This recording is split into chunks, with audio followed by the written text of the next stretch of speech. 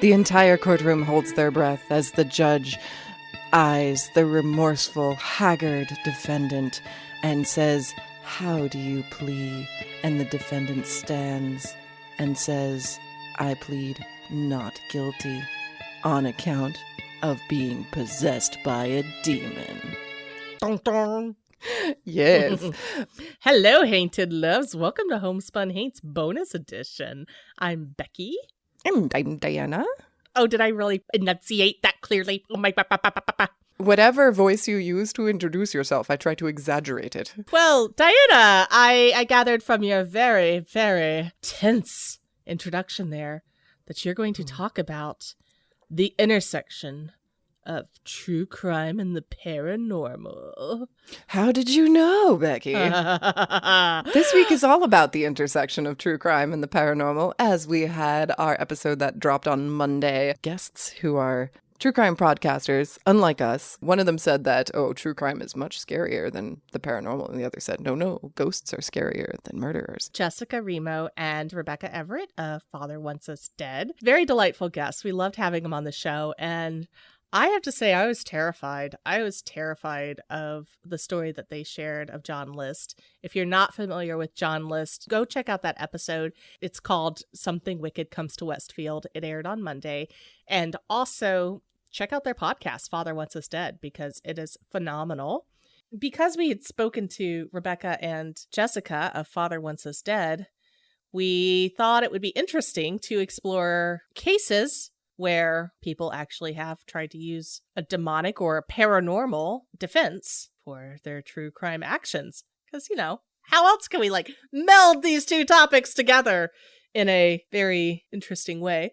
But Diana, what you kind of found was that this really doesn't happen that often, surprisingly. Oh, gosh. Yeah. Apparently, there's something called the demon defense, but it's just referencing one single case, and that's the case that was featured in the film The Conjuring 3, The Devil Made Me Do It. And that's the primary case that we're talking about. And just to kind of summarize that if you haven't seen the film, a young boy was possessed in Connecticut, of course. The Warrens, Ed and Lorraine Warren of classic demonology and psychic TV hour fame, came to unpossess this little boy. I don't think they could exorcise him because they're not Catholic priests, but they tried to unpossess him. Didn't work out so well, so they did eventually end up calling a Catholic priest who did finally get approval from the church, which is like a big process in and of itself. You can't just call a priest and be like, "I need an exorcism." What do you have any deals going on right now? You can unrent a priest. Just saying.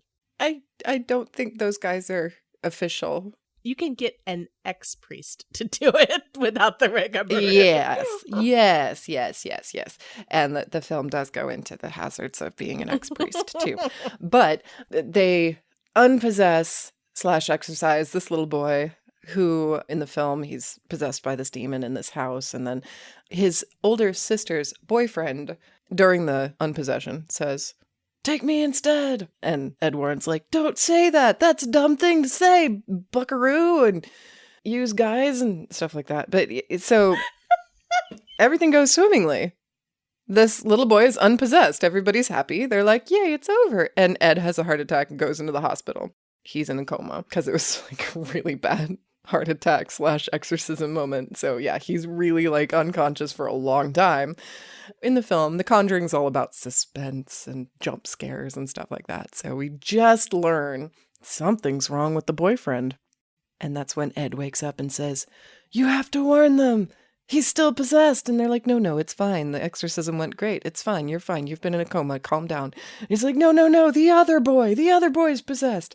And then you flash back to the other boy and he's murdering his landlord because he's hallucinating that his landlord is a demon with sharp teeth coming to get him, and that his landlord is trying to mac on his girlfriend, and he just gets mad and stabs him and then goes to prison for it because he murdered somebody. His lawyer is like, "I don't know, what kind of defense can I use for a guy who just admitted to stabbing somebody and then was wandering around covered in blood?"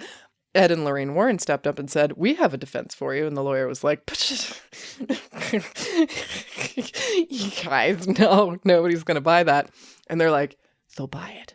We spent our entire life proving that demons possess people. We could prove it to you. And so in the next scene, the lawyer's like, we plead not guilty on account of demon possession. Didn't work. Kid goes to prison. Still possessed. Bad things happen. Lorraine Warren is weird. The end. That's basically the whole film. Wait, no. It has a somewhat happy ending, I guess. No, he gets off. The defense works in the movie. Didn't you not watch the whole thing? In the movie, he ends up being convicted of first-degree manslaughter as opposed to first-degree murder because of the demon plea, I think, is the implication. But he's still convicted. Yeah, but it's like not a life sentence and all that. Right. He apparently gets out after 5 years and marries the girl while he's in prison. She never leaves his side, never stops believing in him, etc., etc. But yeah, in the film, they kind of very much dramatize it. So he's like floating and speaking in voices and trying to murder himself because apparently the satanic cultist needs to have a possessed human murder somebody and commit suicide at the same time, and then she'll have something. Nobody really talks about what she'll have. She's just a Satanist, and they're like, tell us about the motivation of the Satanist, and the priest is like, there's no motivation for Satanists. They're just agents of chaos. So all Satanists are basically the Joker in this film. Right, now I remember. That's it. It's a happy family film. Good for Christmas. It's a happy family. Yeah, at the end of the film, they play the real recordings of the exorcism of the little boy, and it's creepy. The creepiest part is Ed Warren's voice. He sounds like the small woman in the Poltergeist movies. He's got that small exorcist voice. Like, do all people who make a living going into houses and clearing them sound like this? Oh, anyway. That's the film. However, this is not how it actually went down. Just some general facts, which may or may not be alternative facts, but from what I understand, in the real case, Arnie Cheyenne Johnson is the defendant. Arnie is spelled A-R-N-E. It was indeed the Warrens who had the idea of doing the demon defense for Arnie's case, not the lawyer, which is accurate in the film.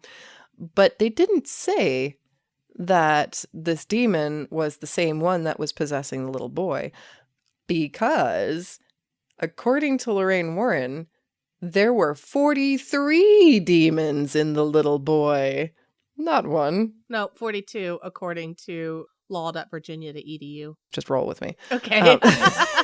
So, does it really matter at this point, 42 or 43? Maybe he meant 42 additional demons.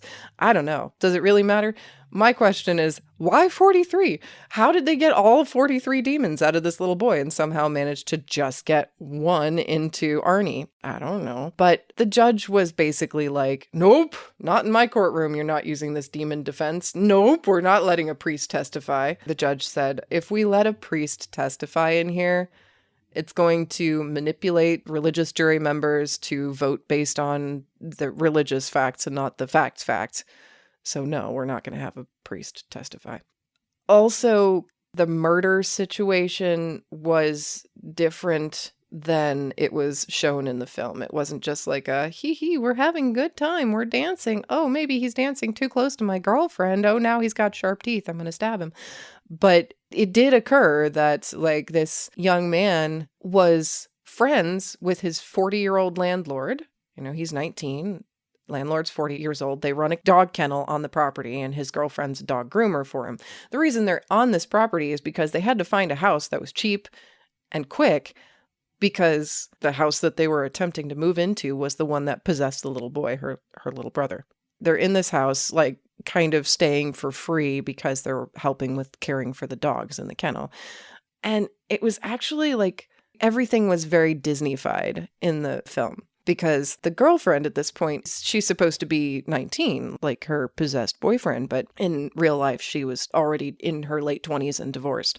She's dating this young boy. Apparently, there was quite a lot of trouble because when this night happened, when the murder happened, they had a lot of wine, like way too much wine. And there was also like a younger sister who was underage with them. Yeah, it was his 13-year-old sister that was there. They didn't accept her testimony because she was declared a hostile witness. What? And then his 15-year-old sister was also there drinking and witnessing the stabbing.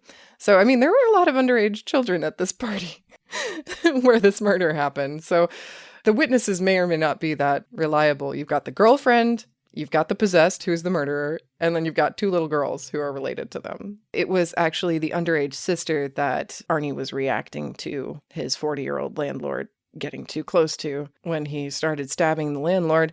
In the film, it was a hallucination, and that's why he stabbed him. It wasn't a decision. But in real life, it was simply observed by observers that Arnie went a little nuts and started snarling like an animal and stabbing his friend, their landlord, multiple times while growling and snarling and spitting like a wild animal. Is there any evidence that it wasn't just wine? Is there? Only what Ed and Lorraine claim, and the fact that there was an exorcism right before that. No, but I mean, the thing that this reminds me of is William S. Burroughs murdering his wife. He was high on acid, and he shot his wife, and then he wrote a book about it, Naked Lunch, where he's basically going through the reasoning behind it and all that. But I think he got jail for manslaughter. He didn't intend to kill her. He was just pretending to be William Tell. So I wonder if there was some other substances involved that could cause hallucinations. It may be. I mean, this was 1981, so probably. Or was it a full moon? Maybe he wasn't possessed. Maybe he just became a werewolf. Maybe he was just a werewolf. Oh, nobody thought of that defense, Becky. That might have worked. Hey, new angle. Because the demon defense sure didn't. I should be a true crime podcaster.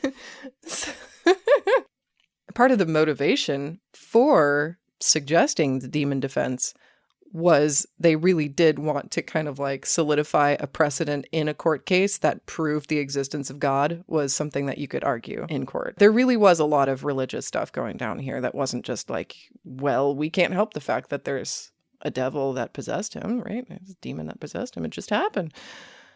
The lawyer decided, all right, so if we're going to argue that the devil made me do it, the demon made me do it, we're going to have basically an insanity plea. That's the only way to do this. We can't just say, I'm completely sane and I was possessed by demons, because that can't go down. That's going to be a terrible precedent to set in the courts, and everybody knows it. So they decided instead to argue self-defense. And that's why he ended up getting off for manslaughter. Was not because he was arguing that he was possessed by a demon. It was because they threw out that claim and decided that it was going to be a self-defense case, which went down. That went down pretty well. All right.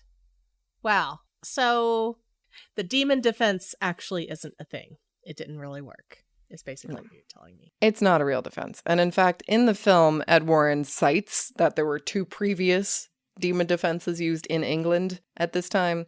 That's not really 100% true. Were they like from the 1600s or something? No. They were from the 70s. Okay. Because, the 70s. But there really wasn't like an actual claim of not guilty by virtue of demon defense. And I'm going to pull this up. So the case that he cites was the case of Michael Taylor. And Michael Taylor is a British murderer, had his murder case in 1974. They belonged to a little bit of a cult. Okay. Ish, they pretty much a cult. Yeah. The cult decided that Michael Taylor was full of evil and possessed, and they performed an absolution. There was actually an exorcism that happened with apparently the approval of an Anglican priest. So he was exorcised earlier in 1974 and cast out 40 demons. 40 seems to be a popular number for demons. Like, you bet you can't have just one. It's got to be at least 40. A horrible exorcism lasted all night. They allowed him to go home at the end of the exorcism because they said, well, we've exorcised 40 demons and there's only 3 left. So you can go. Now, I don't know about you, Becky, but if I had 43 demons in me and I had 40 removed, I would not consider myself cured, would you? I mean, it's kind of like pulling teeth. Were some worse than others? Did you have some that you like a tire that's going bald? It's like, well, you can wait till the next visit before we need to deal with that one. It's not so bad. I guess it just depends on the severity. Maybe they're minor demons. Maybe they're just like little foot soldiers. Maybe they're like, oh, can we just hang out here for a little while until we can find a new place? Make you dinner. I don't know. I don't know how demons work. I don't think so, because the three demons that were left were demons associated with, in this order, insanity, violence, and murder. Aren't all demons, though? You would expect that, yes, but apparently some of them are like associated with public nudity or listening to Cyndi Lauper. There's a lot of demons out there if you ask the right people. Especially in the 80s. Yeah, right? So they were like, it's okay, we cast out the Cyndi Lauper demons, but you still have insanity, violence, and murder within you, so we'll do this again sometime. But they never got a chance to do it again because he went home and he ripped out his wife's tongue and eyeballs. Yeah, maybe you should have gotten that violence demon out. Right? Like maybe just a little bit. And then he strangled the poodle. Aww! Right? Who strangles a poodle? How do you strangle a poodle? How do you rip out your wife's eyes? And tongue. They said he nearly ripped her entire face off. Maybe it was actually the poodle doing it, and then he strangled the poodle, but he took the blame. He took the blame. He didn't want the poodle to go to hell. Kind of like John List didn't want his family to go to hell for his losing his job, so he killed them. God, That's what it was. That's terrible. So this is the English guy. This is the English guy. Uh-huh. Okay, so what was the defense? Well, he didn't need a defense because he went straight to the loony bin. They found him like naked and covered in blood in the street, not really understanding what had happened. So when he went to the loony bin, he was acquitted at his trial on accounts of insanity. He was held for 2 years at Broadmoor Hospital, held in a secure ward at Bradford for 2 years, and then he was released. So he's out in the wild now? Keep your wives and poodles inside. Hide your kids, hide your dogs. Yes. Scary. So that was what Ed was referencing in the film, was this guy who ripped his wife's tongue out. When you use the demon defense, it's not like you get off scot-free. You still have to claim that you're insane and you have to go get treatment for your insanity. But apparently you get out a lot faster than if you just say, yep, I just killed people because I wanted to. Okay, well, first of all, that's kind of a terrible case to reference. Well, he may have stabbed the guy to death, but at least he didn't rip out anybody's eyeballs. The funny thing is that the lawyer in the film knew about this case, like had it in her head, like, I meant successful cases of demon defense. Like, there'd never been any successful defenses. But I don't think Michael Taylor actually claimed to be possessed during the time. I think they just kind of referenced like, well, he did just undergo an exorcism for 40 demons. So we're going to go ahead and use that in the defense as part of his insanity plea, not part of his demon possession plea. But like, is he insane? I don't know. You tell me. He was acting like he was possessed for a long time and then got exorcised. So is he insane? Maybe so. That exorcism, it sounds like they were just kind of like, oh yeah, we got 40 of them out. That cult, they did not do their job. They didn't. If that really No. was demon possession, like, they just went after the low-hanging fruit. We're just going to get the public nudity and the Cyndi Lauper demons out. The real troublesome ones, the real sticky ones, yeah, we're going to have to check with your insurance and see if that's covered. Yeah, we'll need prior approval for that one. Talk to your PCP or your primary care priest. Isn't 3 demons better than 43? Can you just go home? Not to make light of that. I mean, it's a terrible case. So you said there were 2 prior cases. What was the other one? It was a Nigerian who was accused of raping a nurse, received a reduced sentence due to demon possession in 1977. Really? I don't know if that case occurred in Nigeria or if that's the other one he was talking about in England, but that was the other precedent that they cited when they decided to propose that defense. But that actually worked? The demon defense actually worked in that case? For a reduced sentence, but I imagine that the reason it was reduced was because of an insanity plea, more than likely. Well, Diana, thank you so much for taking me down this journey to learn about the real truth behind this case. It was a really good movie. That's the thing when it's quote unquote based on real events. Based on. It's a horror drama that is written screenplay, all of that. It's meant for entertainment. It is not a documentary. If it were a documentary, it would look completely different. But you know what? That doesn't mean you can't enjoy the Conjuring movies for what they are. They are a lot of fun. It's very interesting when the paranormal and crime do kind of combine. Oh, yeah, that's what this episode's about. Sorry, guys, I lost the thread there. Well, what do you think? Do you have anything to add? Any lawyers or legal historians out there who would like to chime in and give us some insight onto some other cases? We'd love to know about it. Everybody, we hope that you enjoyed this. Hainted Loves, please be sure to share with us what you think. And like I said, we are not true crime podcasters, so we're going to be approaching this from a slightly different angle than the very analytical people that are not using demon defense as an actual plausible reason. And thank our lucky stars that we aren't, because this week has been hard. It's been a rough week, Becky. So much drama. I mean, if you're not already a patron, we are releasing a Patreon episode tomorrow about the John List murders and getting deep into the nitty-gritty of just how freaking creepy the teachers at your kid's school are. How creepy it can get and still be considered like just normal news or not news at all. Or just normal Becky's life. Yeah, we'll just leave it there. So yeah, check it out on our Patreon if you're a patron. If you're not a patron, maybe consider becoming one, because you're missing out on some real traumatic stories. Yeah. That's at patreon.com/homespunhaints. Well, Diana, thank you so much for going into some details on that actual case. I saw the movie, so I'm glad I know more about it now. If you've used the demon defense recently or sometime in the distant past, or considering using it in the future once you get caught for your current crimes, you'll probably have a spooky day.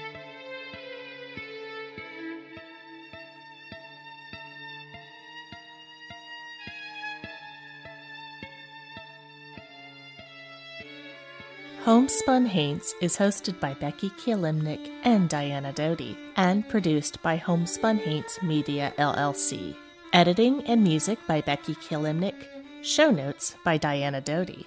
If you have a ghost story and you'd like to be considered as a guest for this podcast, please visit our website at homespunhaints.com/submit.